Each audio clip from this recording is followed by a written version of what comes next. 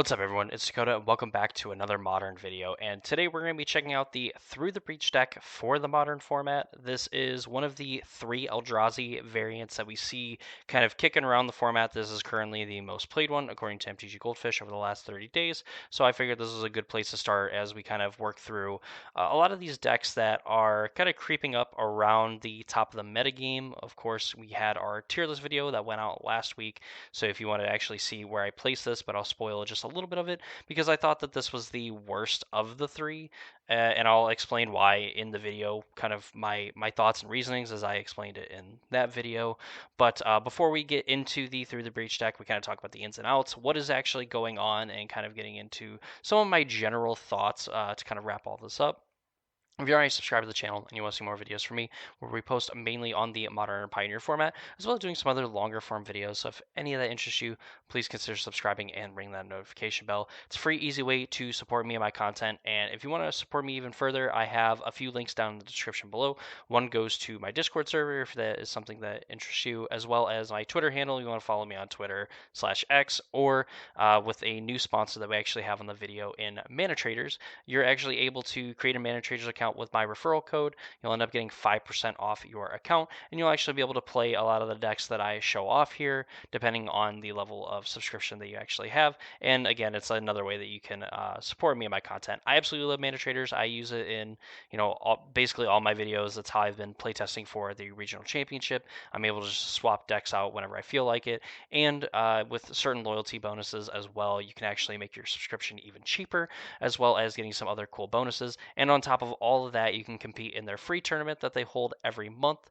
A lot of the times they do like a qualifier league. It seems here lately they've shifted more towards just it being an open kind of tournament, so you're able to just register a deck and then go and participate in the tournaments that take place on Saturdays and Sundays towards the end of the month. So if that's something that interests you and you don't already have a Mana Traders account, it's a very nice way to kind of get a lot of good play testing and stuff in, which is something that I really like. And I've been using Mana Traders for over 2 years now at this point, going on 2.5 years, and it's been pretty great. And all the improvements they made has been awesome.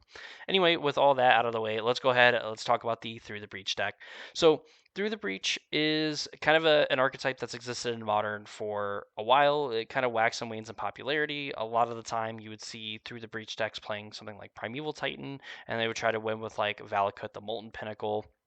You would also see decks just kind of what this Eldrazi deck is doing, is trying to use like Emrakul the Aeon's Torn as like a way to, just decimate your opponent's battlefield. So look at the namesake card Through the Breach. It is a 5-mana instant arcane spell, which really isn't relevant necessarily to this.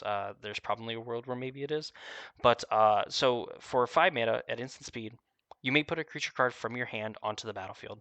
That creature gains haste. Sacrifice that creature at the beginning of the next end step. So it's kind of like Goryo's Vengeance, where Goryo's Vengeance will get something out of your graveyard at instant speed, and at the beginning of the next end step, it ends up getting exiled. Through the Breach sacrifices it, and this we can use a little bit better than the exile, clause on Goryo's Vengeance. So with Through the Breach, ideally, like we could, cast this on our opponent's turn, or we can just do it on our turn, and we put an Emrakul the Aeon's Torn or an Ulamog the Defiler, hopefully with another Ulamog or Emrakul exiled with a Defiler, or even just like a Devourer of Destiny, whatever. So these creatures have this kind of broken mechanic or ability, whatever you want to call it, of Annihilator. So Annihilator says that when this creature attacks, the defending player has to annihilate N permanents. So in the case of Emrakul the Aeon's Torn, they have to annihilate 6. And then Ulamog is kind of dependent on the amount of +1/+1 counters, where if you have, again, an Ulamog the Defiler exiled, when you have an Ulamog the Defiler come into play, it essentially has Annihilator 10. If you have an Emrakul, it has Annihilator 15 if you have an Emrakul exiled. Of course, these also have some nice built-in protections, where Emrakul says it cannot has protection from spells that are one or more colors. So your opponent really can't say Path to exile this or anything like that. They can, however, I believe Solitude this because it's actually an ability. It's not like when it enters it, it's the ability targeting it. So it's a little worse nowadays because there are some really good creatures that have some powerful ETB triggers that don't technically fall in line with with Emrakul's protection, or Emrakul is protected from it. But still, Annihilator 6, 15/15 flying. Your opponent's not really going to be able to block this. Annihilator 6 is a lot of permanence, especially when you're able to like turn 3 through the breach with this deck. And then, of course, in the case of Ulamog as well, there's a very good chance that even kind of later in the game, with a big enough Annihilator on this thing, you're going to be able to just absolutely decimate your opponent's board state, on top of them taking, more than likely, taking lethal as well. So just some very good hits to kind of put into play. You could, I mean, I guess technically these can be put into play, but they're definitely not nearly as good. A regular 3/3 to 6/6 is like just whatever. You definitely want one of these snuck into play, and then again, just annihilating your opponent's board, if not just straight up winning you the game. So this deck has a very straightforward game plan. We talked about you could like turn 3 and through the breach. You can do that thanks to this nifty broken card, Ugin's Labyrinth, that says that when it enters, you may imprint a colorless card with mana value 7 or greater from your hand.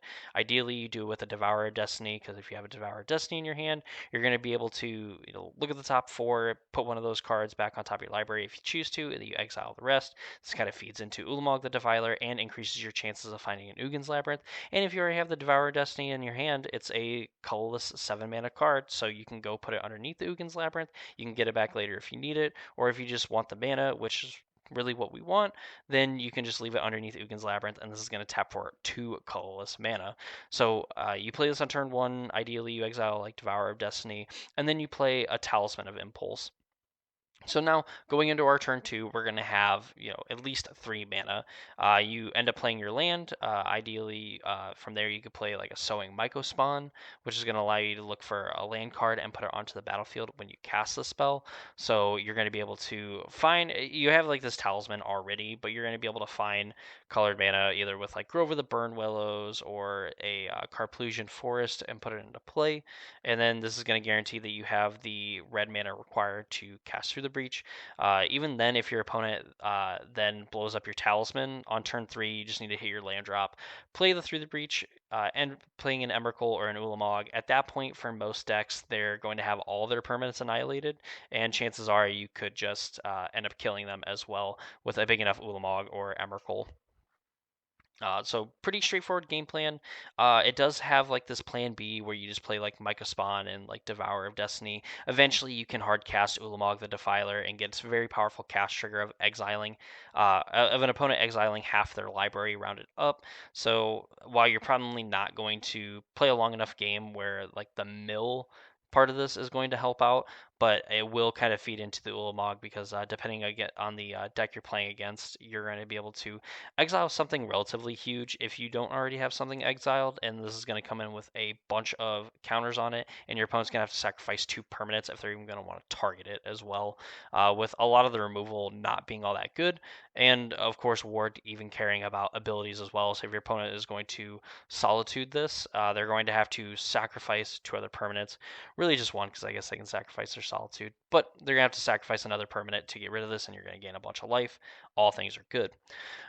So I think a lot of the consistency comes from, you need to find Through the Breach because there is quite a few ways to find these colorless cards, mainly Ancient Stirrings, which is a card that for more back in the day, people thought that Ancient Stirrings needed to be banned just because how consistent it made the Tron decks in the format and a lot of the other colorless decks. We've seen like Lantern Control at times like play Ancient Stirrings. We've seen various other like colorless decks play this and essentially find the card that they need to kind of take over the game. This is going to help you find any of your lands that you're missing, find like an Ugin's Labyrinth, that's going to find Talisman, the One Ring, and it's going to be able to find all of your threats here to kind of extend your game plan here. Kozilek's Command as well, and All Is Dust being some very good spells. So some really powerful colorless cards in this deck, but it doesn't help you find Through the Breach. But Kozilek's Command will, by just allowing you to dump a ton of mana into it, you can make a bunch of 1/1 or 0/1 tokens to give you even more mana if you need it to kind of set up a future Kozilek's Command, or you can just exile cards from your opponent's graveyard or from a player's graveyard. Or actually, it's not even a player; it's actually from any graveyard. That's pretty sweet.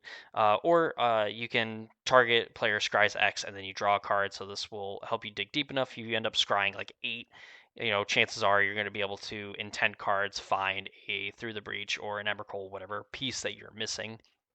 or even just have it set up to where you find two of those things. If you're missing both of them, you end up drawing one, and then on your draw step you end up drawing the other one. So pretty neat there. The sideboard, we have a 4 World Breaker here. This is going to exile an artifact, enchantment, or land when you cast it. A 5/7 with reach is absolutely massive, and you can pay 2 in a colorless and then sacrifice a land, and you can return it from the graveyard to your hand. Just keep recasting it, keep stone raining your opponent.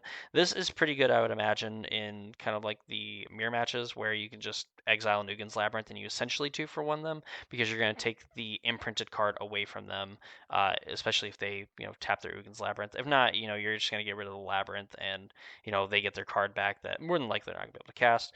4 Thought-Knots here to be a little bit interactive. We have Trinisphere in the sideboard. Kozilek's Return is kind of good with all these big Eldrazi creature spells.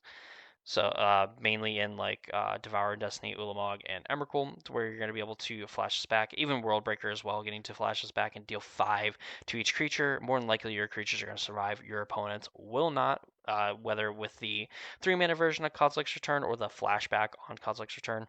And the Stonebrain at 2 copies here as well for the other, combo decks that are kind of flying around the format, mainly Storm, because you can end up playing this on turn 1 and then activating on turn 2 on the play and just being able to kind of get rid of them, or even just having this set on the battlefield, on your turn 1 when they're on the play, and you're kind of forcing them to have to go forward that turn. But yep, that's the essential game plan of the Through the Breach deck. I said that it was, to me, felt a little bit worse than a all-around game plan from something like Tron, where I think I do value the Karn package and what it's able to do. It's playing some of the other same threats in the deck.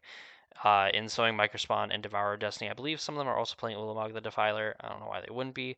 I don't think Ceaseless Hunger is necessarily better than the Defiler, but exiling 2 permanents on cast and then just having like a 10/10 that is going to mill your opponent 20 cards, where I could definitely see that being a pretty good game plan. But Ulamog just has banger cards all the way around, and you can't go wrong with Defiler or the Ceaseless Hunger. This one might be just a lot better than the other one, though, in all honesty. This deck playing for All is Dust as well is definitely kind of a concession to how prevalent Boros energy is, and just the fact that an All is Dust will single-handedly, like, basically like Plague Wind. I mean, it's going to wipe their board of all of their colored permanents while also leaving you with all of your big threats in play. And it's just going to get you, some would say, a lot of tempo in that sense, because then your opponent's going to be left rebuilding. They're not going to have their, I mean, they'll have their One Rings, but they're not going to have, say, Goblin Bombardment in play, and maybe that's a little bit worse for you, but they're not going to have all these creatures that they put counters on. They're not going to have all these cat tokens that they've made. They're not going to have their planeswalkers. All's Dust is just a really good answer currently in the format.